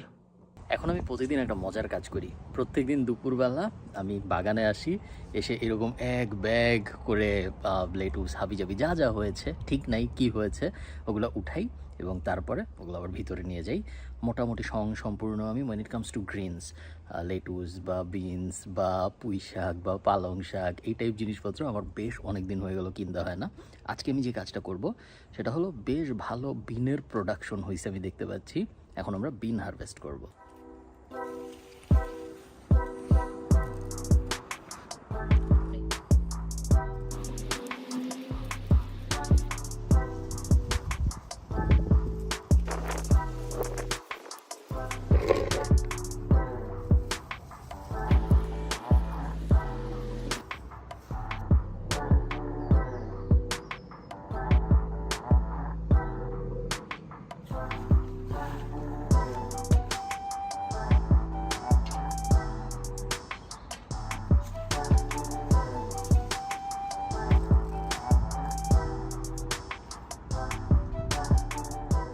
কুইকলি বাসার ভিতরে ঢুকলাম। একটা জিনিসের আপডেট আমি আপনাদের দিতে রেগুলারলি ভুলে যাই, যেটা আজকে ভুলবো না। শশা গাছ এই মুহূর্তে আমরা দেখতে পাচ্ছি 1টা 2টা 3টা, আর একটু নিচে যদি আমি পিছনে আছে 4টা এবং আরেকটু নিচে আছে আরেকটা, 5টা 6টা শশা গাছ এই মুহূর্তে হচ্ছে। আপনারা দেখতে পাচ্ছেন, আমি যদি একটু উপরে উঠাই ক্যামেরা, শশা গাছ ছাদ ছুঁয়ে গেছে। অলমোস্ট। এবং আমি ঠিক শিওর না আর কতক্ষণ পর্যন্ত বাঁশের যে লাঠিটা দিয়েছিলাম ওই লাঠিটা পুরো কাভার করে ফেলছে শশা গাছ এবং একদম মাথা পর্যন্ত যে এই পর্যন্ত চলে আসছে শশা গাছটা। অনেক ফুলও হচ্ছে, প্রত্যেকটা ফুল থেকে একটা করে শশা হওয়া উচিত। সো এবং আমি অনেকগুলো অলরেডি খেয়ে ফেলছি। আমি যদি ভুল না করে থাকি আমি সম্ভবত 3টা খেয়েছি এখন পর্যন্ত এবং এই মুহূর্তে হচ্ছে 6টা, 6 আর 3 9টা। এবং নতুন একটা শশা গাছও এখান থেকে হচ্ছে, ছোট এখনও অনেক, ওটা ভালো পারফর্ম করবে এবং আমি আশা করতেছি এই শশা গাছটা, বাম পাশের শশা গাছটাও অনেক শশা দেওয়া শুরু করবে। এখনও দেয় নাই, এখনও বাল্ক অফ দ্য শশা আসলে এই গাছটার থেকেই আসতেছে। এখন আমার বিন স্টেশন বাইরে, যেহেতু ওয়েদার একটু ভালো হয়েছে ওদেরকে বাইরেই রেখেছি আমি। খুব একটা আহামরি ভালো রেজাল্ট আসতেছে তা না, এবং আপনারা দেখে বুঝতে পারতেছেন যে এখনও আসলে পোকা টোকা বেশ ভালোভাবেই আমার বিন খেয়ে ফেলতেছে। পোকা টোকা আমি মাঝে মধ্যে দেখি না তা না, পোকা ঠিক না, স্নেইল, স্লাগ এই টাইপ জিনিসপত্র, বাট দেখলেও আসলে মারতে ইচ্ছা করে না, কারণ ওগুলো নাকি এক একটা 10 বছর বাঁচে এবং শুধুমাত্র কিছু বিনের পাতা খাওয়ার জন্য আমি ওদের মেরে ফেলবো, ব্যাপারটা খুব একটা করতে মন চায় না। যাও, পোকা টোকা খাওয়ার পরেও আমাদের পর্যাপ্ত বিন হয়েছে, এখান থেকে দেখা যাচ্ছে যে অনেক বিন বের হচ্ছে। আপনারা দেখতে পারছেন নাকি আমি ঠিক শিওর না, বাট এখানে আমি হাত দিয়ে ধরে যদি দেখাই তাহলে আপনার বুঝতে সুবিধা হবে। এখানে অনেকগুলো বিন বের হচ্ছে এবং আমরা যদি এই সাইড থেকে দেখি তাহলে এইখানে অনেকগুলো বড় বড় বিন আসলে হয়ে গেছে অলরেডি। সো আমি কিছু বিন হারভেস্ট করবো এখন আমাদের সন্ধ্যার জন্য। প্রতিদিন সকাল দুপুরের দিকে এরকম একটা করে ব্যাচ আমি কাটতে পারতেছি। সবসময় এতগুলো হয় না, কখনো একটু কম হয়, কখনো একটু বেশি হয়, মানে আমার মনে হয় এনাফ আমার মতো একজনের জন্য যে আসলে বিন হতে বেশি খায় এরকমও না। এবং এই পুরাটাই আসতেছে এই ছোট্ট একটা বিন গার্ডেন থেকে। দুই সাইডের আলুর ভেতরে এক সাইডের আলুর অবস্থা খুব একটা ভালো না, ওগুলো এখন উঠায় ফেলবো। এই আলুগুলোর অবস্থা খুবই ভালো, কিন্তু এই গাছের আশপাশে যে আলুগুলো লাগিয়েছিলাম সেই আলুগুলোর অবস্থা খুব একটা ভালো না। উঠিয়ে দেখা যাক কতগুলো আলু পাওয়া যায়, দেখা যাক এইটার কতটুকু আলু দিয়ে ভরানো সম্ভব হয়।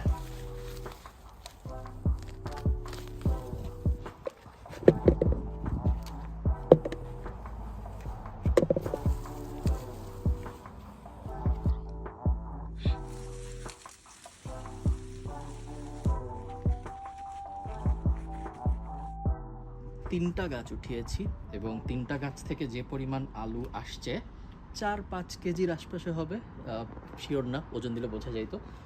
তিনটা গাছ থেকে যে পরিমাণ আলু আসছে, এখন বাকিগুলো ওঠানোর সাহস হচ্ছে না, দরকারও হচ্ছে মনে হচ্ছে না এরকম। আরও কিছুদিন সময় দেওয়া যাক ওইগুলাকে আর একটু পরিপূর্ণ হওয়ার জন্য, নাহলে খামাখা এত আলু উঠায় আমি কি করবো আমি জানি না। 52টা পেঁয়াজ উঠালাম। টু বি অনেস্ট, পেঁয়াজের পারফরমেন্স নিয়ে আমি খুব একটা হ্যাপি না। প্রায় 6 মাস ধরে পেঁয়াজ লাগায় রাখতে হয়েছে এবং তারপরে এই রেজাল্ট আসছে। খারাপ হয় না পেঁয়াজ, ভালোই হয়েছে, বাট একই সময় একই সাথে 52টা পেঁয়াজ যদি আমি কি করবো আমি জানি না। যদি আমি এখন শুকায় স্টোর করার চেষ্টা করব, একে তো একই সময় 52টা পেঁয়াজের আসলে কারো লাগে না, এবং দ্বিতীয়ত হলো প্রায় 6 মাসের মতো সময় লাগে পেঁয়াজ হওয়ার জন্য। সো আমার মনে হয় না আমি আর পেঁয়াজ লাগাবো, বাট আলহামদুলিল্লাহ যা হয়েছে এবার খুব একটা খারাপ হয়নি, ভালোই হয়েছে।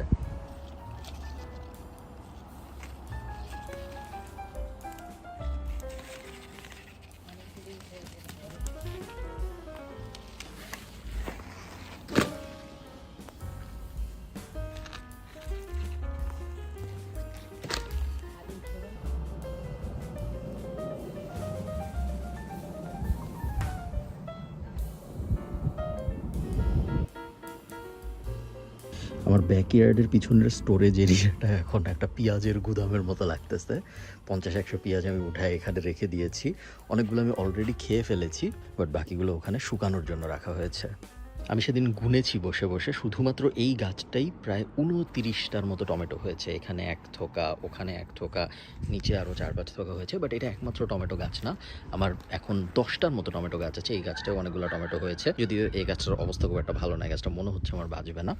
এই গাছটার অবস্থা অবশ্য বেশ ভালো এবং এই গাছটা অনেক টমেটো, আমি অলরেডি অনেকগুলো খেয়েছি। দেখা যাচ্ছে না হয়তো ভালো মতো, এই গাছে অনেক সুন্দর সুন্দর টমেটো হয়ে আছে এখানে উপরে চারিদিক দিয়ে। এবং এইটাও না, আমার কাছে আরও টমেটো গাছ আছে অনেকগুলা, মাকলু বসে আছে। এদিকে যদি আমি আসি, এদিকে আরও কিছু টমেটো গাছ আছে যেগুলাও টমেটো দেখা যাচ্ছে। সো এটার ভিতরে এখান থেকে হয়তো খুব ভালো দেখা যাচ্ছে না, ফোকাস হচ্ছে না, ওখানে কিছু টমেটো হয়েছে। এটার ভিতরেও বেশ কিছু টমেটো হয়েছে, ওই সাইডে ভিতরে অল্প স্বল্প দেখা যাচ্ছে। উপরেও আরও কিছু গাছ আছে টমেটোর, যেগুলোও টমেটো হচ্ছে। ওভারঅল বলা যায় যে টমেটোর প্রোডাকশন বেশ সফল। খুব ভালো লাগে দেখলে যে কি সুন্দর টমেটোর, একটু পরপর টমেটো আর গাছ। বাট টমেটোর গাছের লিস্টে আমার সবচেয়ে ফেভারিট আসলে এই গাছটা। এই গাছটা মারা যাচ্ছে, বাট মারা যাওয়ার আগে ও 1-150 টমেটো প্রডিউস করে গেছে, এখনও অনেক টমেটো আছে এটার ভিতরে। আমি যদি পাতা আপনাদের সরাসরি দেখানোর চেষ্টা করি, এই গাছটায় এই মুহূর্তে পাতার থেকে টমেটো বেশি এবং অনেক সবুজ হচ্ছে। এখানে এক ঝাঁক হয়েছে, এই পাশে এক ঝাঁক হয়েছে আমি দেখেছি, এই সাইডের নিচে আরেক ঝাঁক হয়েছে। হোপফুলি এই গাছটা আরও আমাকে 50-60টা টমেটো দিবে বিফোর ডাইং। আমি প্রায় 6 থেকে 8টা, আমার এক্স্যাক্টলি মনে নেই, মরিচ গাছ লাগিয়েছিলাম এবং মরিচ গাছের একটা কুইক আপডেট দেবো আজকের এই ভিডিওতে। এইটা আমার বেস্ট পারফর্মিং মরিচ গাছ। আপনারা দেখতে পাচ্ছেন যে এই মুহূর্তে এটা ক্যাপসিকাম ধরে আছে এবং এটা এত ভারী হয়ে গিয়েছিল যে এটা বাম দিকে হেলে পড়ে যাচ্ছিল, যেই কারণে আমার একটা বাঁশ দিয়ে ওকে সাপোর্ট দিতে হয়েছে। আমি একটু আগে গুনছি, একটা উপরের দিকে 2, 3, 4, 5, ওইদিকে আরও 2টা আছে। এই মুহূর্তে 7টা ক্যাপসিকাম আছে এটার ভিতরে, এখানে পাতার ভিতরে আরও কয়েকটা লুকানো আছে। আমি অলরেডি 3টা খেয়েছি, সো টোটাল 10টা ক্যাপসিকাম হয়েছে এই গাছটা থেকে। আশা করা যায় আরও কিছু হবে। এখানে 2টা মরিচ গাছ আছে যেই 2টার খুব ভালো ডেভেলপমেন্ট হয় নাই, ওদেরকে আমি এখন বড় পটে রিপ্লেস করবো দেখে নিয়ে আসছি। আমি আপনাদের এই সাইডটা একটু দেখাই। এই সাইডে আরও 4টা মরিচ গাছ আছে আমার। Again very similar story. মরিচ গাছই একমাত্র গাছ যেই গাছে আমার বেশ পোকার উপদ্রব ফেস করতে হয়েছে, যেটা আমার অন্য কোনো গাছে হয় নাই। এবং এই কারণে আমি যে এখান থেকে বাগ ক্লিনার কিনে চেষ্টা করছি ম্যানেজ করার জন্য। আমরা এখনও দেখতে পারবেন যে পোকার দাগ টাগ দেখা যাচ্ছে। অন্য কোনো গাছে আমার এরকম পোকার উপদ্রব হয় নাই, আমি জানি না কেন। আপনারা যারা গাছগাছালির ব্যাপারে এক্সপার্ট তারা আমাকে জানাবেন। সো এখানের মরিচ গাছগুলো আসলে তেমন দেখার কিছু নাই। ছোট ছোট কিছু মরিচ হচ্ছে, নর্মাল মরিচ গাছ এটা। এই যে এখানে একটা হয়তো অনেকখানি বের হয়েছে। আমি আপনাদের মরিচ গাছ নিয়ে একটা ইন্টারেস্টিং জিনিস দেখাবো, বাট তার আগে এখানে আমার বিন গাছের অবস্থায় যে আবার নতুন বিন হচ্ছে। অলরেডি অনেকবার খাওয়া হয়েছে বিন গাছ, নতুন আলুও হচ্ছে, অলরেডি অনেক আলু খাওয়া হয়েছে। এখান থেকে এই গাছটা থেকে মরিচ অনেকগুলো বের হয়েছে, আপনারা দেখতে পাচ্ছেন, 1, 2, 3, 4টা। বাট মরিচ গাছের সবচেয়ে ইন্টারেস্টিং ব্যাপার এটা না। মরিচ গাছের সবচেয়ে ইন্টারেস্টিং ব্যাপার হলো, আমি যদি এইভাবে আপনাদের দেখাই, এই দূরের যে গাছটা আপনারা দেখতে পাচ্ছেন আমাদের রান্নাঘরের সাথে একদম ঠেস দিয়ে রাখা, এই গাছটা আমি এবার বাংলাদেশ থেকে আসার সময় একটা মরিচ গাছের চারার প্যাকেট নিয়ে আসছিলাম। বগুড়ার মরিচ গাছ, প্যাকেটের গায়ে লেখা ছিল বগুড়ার ঝাল মরিচ। তো বগুড়ার ঝাল মরিচ আমি অনেকগুলো লাগাইছি, কয়েকটা অনেক বড় হয়েছে, কয়েকটা হয়নি। বাট এইটা কেন জানি গাছ হিসেবে ভয়ঙ্কর বড়। হাওয়েভার এই গাছটা কোনো ফুল নাই, এই গাছটায় কোনো মরিচ তো নাই, ফুল নাই যেহেতু। বাট গাছ অনেক লম্বা, গাছ মোটামুটি আমার সমান হয়ে গেছে, কিন্তু গাছে না আছে কোনো ফুল, না আছে কোনো মরিচ। এই গাছটাকে আমি তারপরেও পেলে যাচ্ছি অক্সিজেনের জন্য। আমি ঠিক জানি না যে সিজন শেষ হওয়ার আগে এই গাছটা থেকে আমি আদৌ কোনো মরিচ পাবো নাকি পাবো না। আমার এখন মনে হইতেছে পাবো না। আমি রিসার্চ করবো, আমি এখনও করিনি। আপনারা আমাকে কমেন্টে জানাইতে পারেন যে এরকম কোনো ব্যাপার আছে নাকি যে মরিচ গাছের মেল ফিমেল ভ্যারিয়েন্ট হয় নাকি, যে মেল গাছে ফ্লাওয়ারই হচ্ছে না এরকম। আমার জানা মতো হয় না। মেল গাছ যেগুলায় মানে পুরুষ গাছ যেগুলোয় ফল হয়ও না, সো যেগুলোয় মরিচ হবেও না, ওগুলো ফুল হওয়ার কথা অ্যাটলিস্ট। বাট এটা প্রায় 3 মাসের বেশি সময় হয়ে গেছে এবং গাছ বড় হচ্ছে, গাছ প্রতিনিয়ত ভালোই বড় হচ্ছে। বাট না আছে এই গাছে কোনো ফুল, না আছে এই গাছে কোনো মরিচ, এই গাছে জাস্ট আছে পাতা এবং গাছ প্রতিনিয়ত বড় হচ্ছে। আমি ঠিক জানি না এটা নিয়ে আমার কী করা উচিত এখন।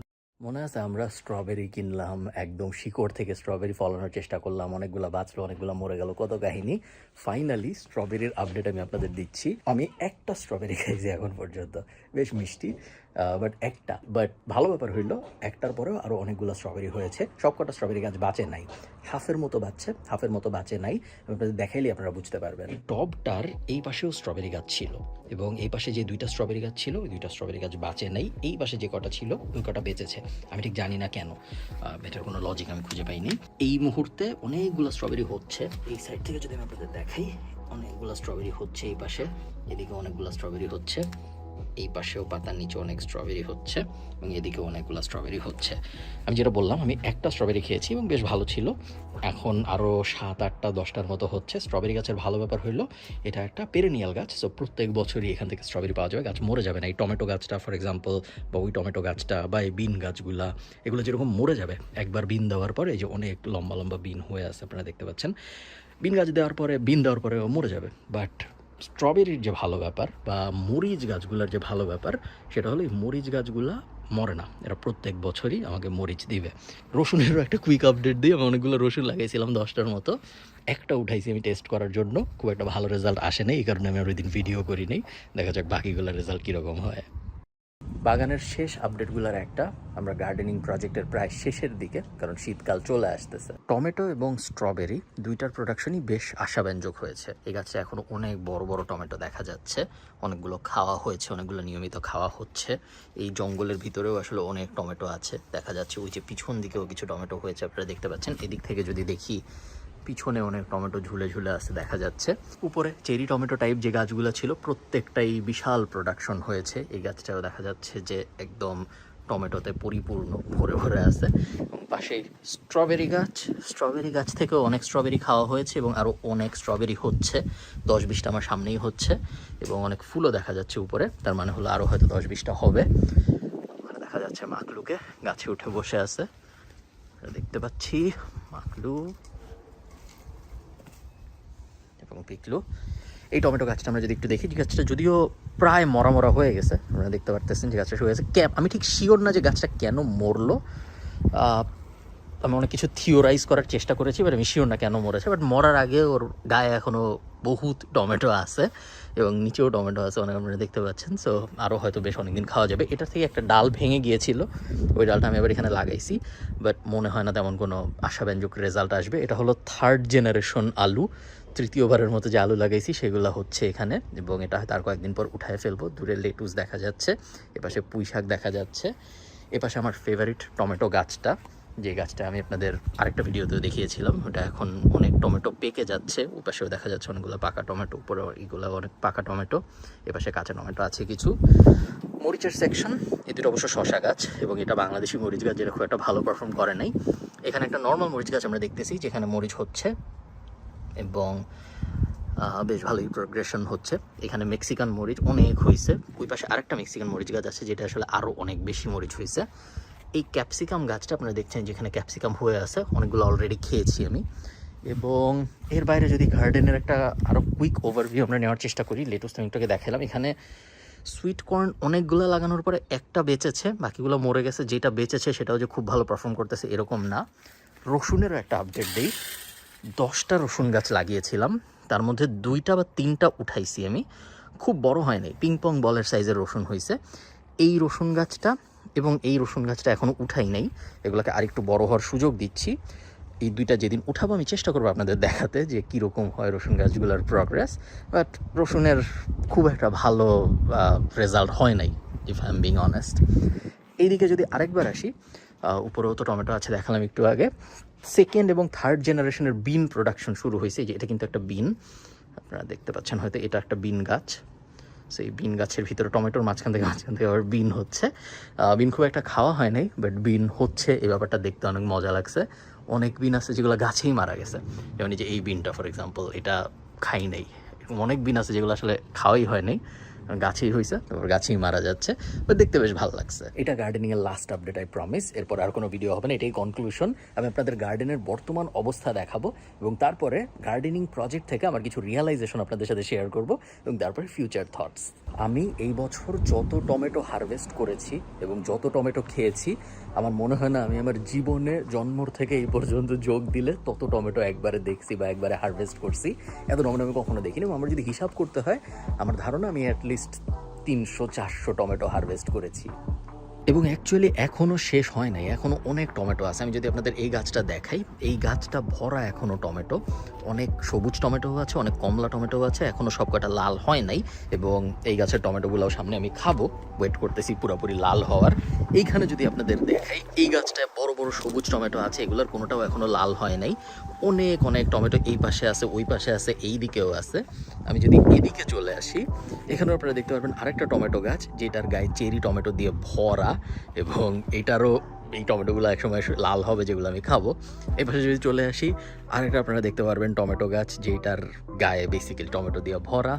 ওইদিকে যদি আমি যাই, এখানেও আপনারা দেখতে পারবেন যে এগুলো সব টমেটো।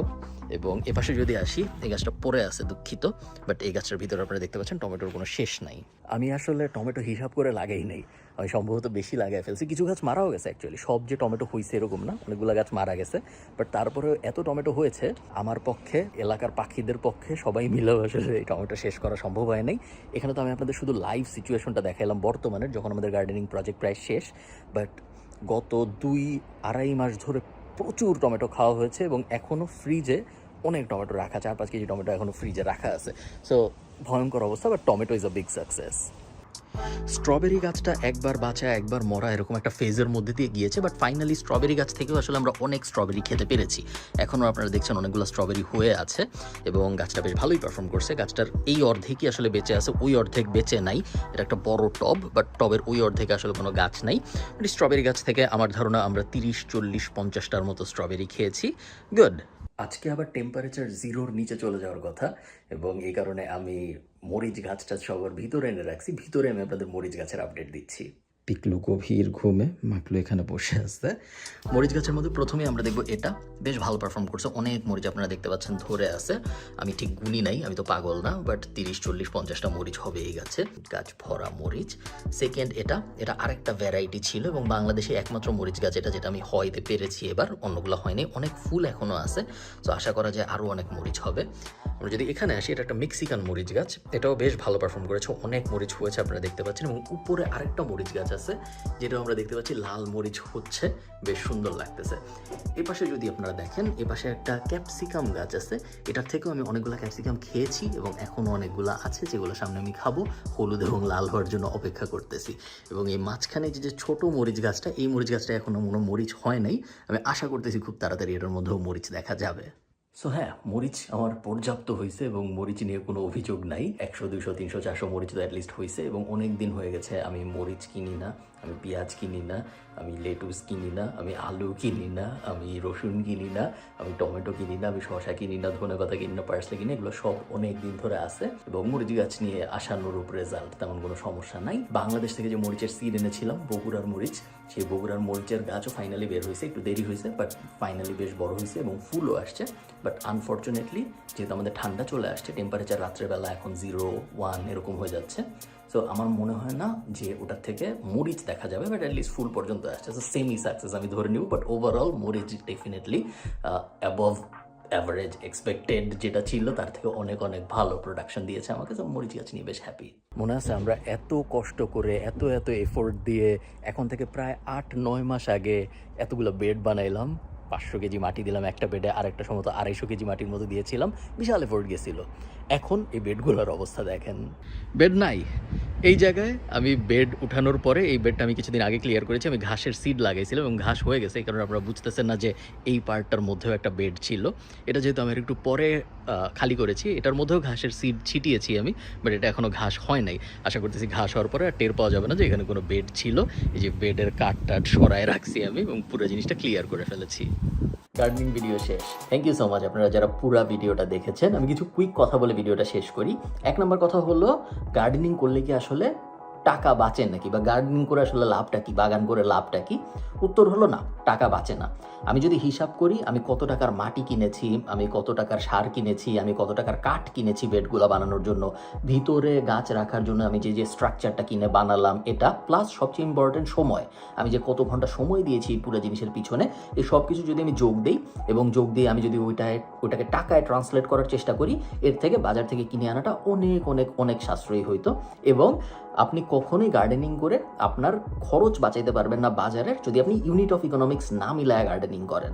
মানে হলো আপনি শুধু টমেটোই ফলাবেন, বা শুধু শশাই ফলাবেন, বা শুধু হাজার হাজার পেঁয়াজি ফলাবেন। একটা যদি আপনি অনেক ফলান এবং তারপরে প্রপারলি স্টোর করেন, তাহলে হয়তো একটু হইলেও ইকোনমিক্যালি ওটা সেন্স মেক করবে। বাট ইন জেনারেল আমি যেভাবে করলাম তেমন কোনো আহামরি ইকোনমিক সেন্স মেক করে না জিনিসটা, এর থেকে কেনা হয়তো সস্তা হইতো। আরেকটা পয়েন্ট, অনেকে বলবেন যে ঠিক আছে ইকোনমিক্যালি সেন্স মেক করে না, বাট যদি আপনি আপনার নিজের বাগান থেকে উঠায় খান ভার্সেস আপনি যদি দোকান থেকে কিনে এনে খান, দুইটার তো মাকলু ডাকতেছে, দুইটার তো ভাব আলাদা, তাই না? একটা আমি নিজের ফ্রেশ খাবারের মজাই আলাদা। আপনি যদি আমাকে সত্যি সত্যি জিজ্ঞেস করেন, আমি একদম মন থেকে বলতেছি, আমি তেমন কোনো ডিফারেন্স পাই না দোকান থেকে কোনো একটা কিছু কিনে খেতে ভার্সেস আমার নিজের বাগান থেকে উঠায় খেতে। দোকানের আলু ভার্সেস বাগানের আলু, দোকানের পুঁই শাক ভার্সেস বাগানের পুঁই শাকে আমি অ্যাটলিস্ট তেমন কোনো ডিফারেন্স পাই না। হতে পারে আমার আগের জেনারেশন বা তার আগের জেনারেশন যারা অনেক ফ্রেশ খাবার খেয়ে অভ্যস্ত ছিল তারা হয়তো পেতো দেখলে। আমার কাছে দুইটাই ভালো লাগে, আমার কাছে দুইটাই সেম লাগে, আমি তেমন কোনো ডিফারেন্স পাই না। সো ওটাও পয়েন্টস না। সো তাহলে গার্ডেনিং করা, বাগান করার উদ্দেশ্য কি? গার্ডেনিং বাগান করে কী লাভ? ইটস আ হবি, এবং হবিতে লাভ খুঁজে দেখতে হয় না, পয়েন্ট নাম্বার 1। পয়েন্ট নাম্বার 2 হলো, অনেক কিছু শেখা যায় যেগুলো আপনি যদি গার্ডেনিং না করেন তাহলে আসলে আপনি কখনো শিখতে পারবেন না। যেমন একটা গাছ আসলে কিভাবে হয়, মরিচ গাছটা কিভাবে ছোটোবেলায় একটা চারা থাকে, তারপর আস্তে আস্তে কীভাবে কাঠ হয়ে যায়, সব গাছ কিন্তু কাঠ হয় না। টমেটো গাছ কিন্তু কখনো কাঠ হবে না, সবসময় নরমই থাকবে। লেটুস গাছ কিন্তু কখনো কাঠ হবে না, সবসময় নরমই থাকবে। বাট মরিচ গাছটা কীভাবে কাঠ হয়ে যায়। আবার লেটুস গাছ যদি আপনি অনেক বড় করতে দেন, তাহলে একসময় যে ওটার উপরে ফুল হয়, আমার মনে হয় না খুব বেশি মানুষ আছে যারা লেটুস ফুল দেখছে, কারণ তারা ওই পর্যন্ত কখনো গাছটা বড় হইতে দেখে না। আমি একটাকে ইচ্ছা করে বড় হইতে দিছিলাম, তো আমি দেখছি ফুল, বেশ ইন্টারেস্টিং লাগছে। হলুদ খুব সুন্দর ফুল হয়। নাস্টারশিয়াম যে খাওয়া যায়। সো অনেক অনেক অনেক লার্নিংস আছে, যেগুলো আসলে আপনি যদি নিজে বাগানের ভিতরে না যান, আপনি যদি নিজে বাগান টাগান না করেন, তাহলে আপনি কখনো জানবেন না, কখনো আপনি টের পাবেন না। আমার রেকমেন্ডেশন হবে, প্লাস নেচারের অনেক কাছে থাকা যায়, যাদের প্রকৃতি পছন্দ, যাদের এই ধরনের জিনিসপত্র পছন্দ, বাগান গাছপালা, নিজের জিনিস ফলানো, এই টাইপ জিনিসপত্র যাদের পছন্দ, আমার ধারণা তাদের জন্য এটা একটা অসাধারণ এক্সপিরিয়েন্স। এবং নিজে কোনো কিছু গ্রো করানোর মধ্যে যেই আনন্দ, এই আনন্দ অন্য কোনো কিছুতে পাওয়া যায় বলে আমার মনে হয় না। আপনি যখন দেখবেন যে আপনার লাগানো একটা গাছ থেকে প্রথম একটা জিনিস হয়েছে, যেটা আবার আপনি খেতে পারতেছেন, ওইটার আনন্দটা পুরোই অন্যরকম। এবং আমি প্রত্যেকদিন সকালবেলা উঠে বাগানে যেতামই দেখার জন্য যে আজকে কি ফুল হয়েছে নাকি, আজকে কি এই হয়েছে নাকি, আজকে কি ওই হয়েছে নাকি, কোনটার আপডেট কি। খুবই খুবই অসাধারণ একটা এক্সপিরিয়েন্স আমি বলবো পুরাটা। এখন আপাতত কয়েক মাস, যেহেতু আমাদের ঠান্ডা পড়ে যাচ্ছে, আপাতত কয়েক মাস কোনো গার্ডেনিং করা যাবে না। টুকটাক গাছগুছ হয়তো লাগানো যাবে, বেশিরভাগ গাছই আসলে আর বাইরে বাঁচবে না, যেহেতু টেম্পারেচার 0-র নিচে চলে আসতেছে এবং বেশিরভাগ গাছ ফ্রস্টে আর বাঁচে না। তো আপাতত গার্ডেনিংয়ে পজ। বাট আপনাদের যদি এই ভিডিও ভালো লাগে, আপনারা আমাকে জানাবেন। নতুন বছরে আমরা আবার নতুন করে আরেকটা গার্ডেনিং প্রজেক্ট শুরু করবো। ভালো থাকেন সবাই। Once again thanks so much এই ভিডিওটা দেখার জন্য। আপনাদের সাথে আমার দেখা হবে পরের কোনো একটা ভিডিওতে। টাটা।